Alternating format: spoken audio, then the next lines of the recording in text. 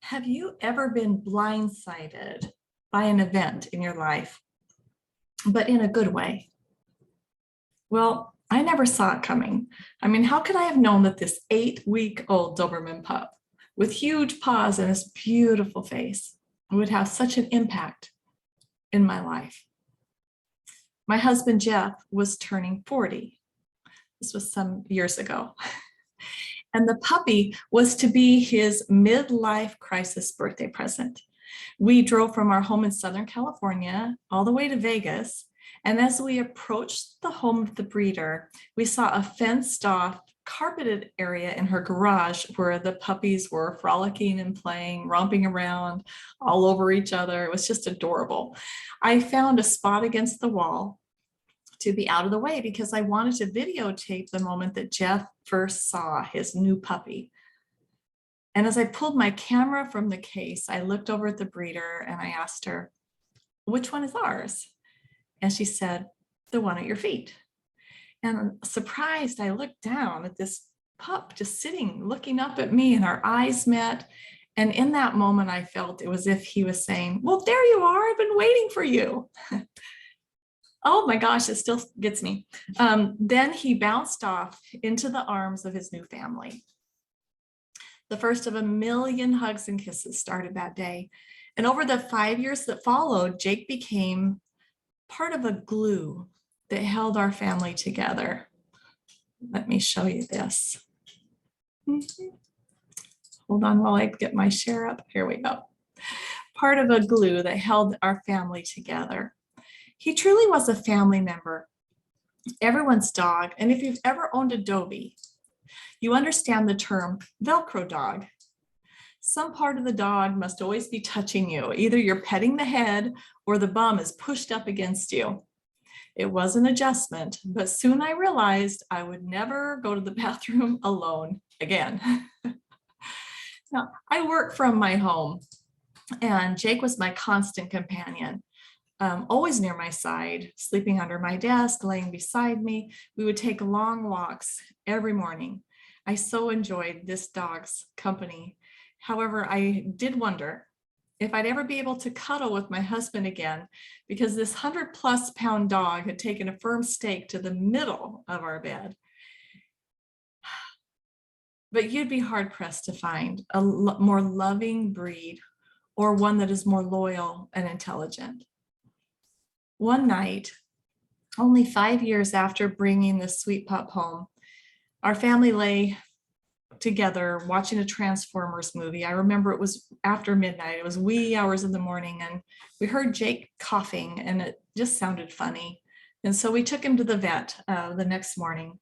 And shortly thereafter, we learned that we'd be losing our dear friend. He was one day this seemingly strong, healthy horse of a dog, and the next day in congestive heart failure. There it was, blindsided again, but again in a good way. And let me explain. This experience reinforced 3 important concepts to me. And the first is that life does not have to be hard. As adults, we like to think we're in control of our lives. The more we're in control, the less surprises, the smoother the ride. Life is designed, however, to provide us with surprises and challenges that are really disguised challenges, truly growth opportunities. The important thing is that we always have the choice of deciding how we will view challenges and what value or meaning we will assign to them. Which brings me to the second concept that was reinforced for me, and that is that when we assign meaning to an event, it is really important for us to ask empowering questions. So when the vet called to give me the prognosis, I could have asked myself, well, why is this happening to me? My first thought, however, was that I needed to not think for a minute. I found myself searching my memory banks, looking for something I knew that could help me. I mean, I have spent decades at this point in self-development with self-improvement CDs and books and seminars and videos. And certainly I would have to have something stored for a moment just like this. Well, deep in my grief, some of the first words that came out of my mouth as I processed were, how will I be able to do this without Jake? And even as the words came out of my mouth, I realized that this type of question assumes I will be able to do this without Jake. And it allowed my intellect to search for answers as to how I will accomplish this. And I would also suggest that even why is this happening to me is exactly the right question when we rephrase it as, why is this happening to me? What's in it for me? Finally, the third concept is this. You can be in control of your internal experience, regardless of what's going on in the external environment. You can be. As the days unfolded, we soon realized we were being given a tremendous gift, a gift of more time with our dear friend, time to say goodbye. We came to realize that there were other opportunities being presented through this experience, such as the chance to guide our children through their first loss of a dear family member. We're so thankful for the additional week we had with Jake. He will always be special to us, and even more so now that we realize in his passing, even in his passing, he was glue bonding us more closely together. I invite you to think and ask yourself, what if it all serves? What if life doesn't have to be hard?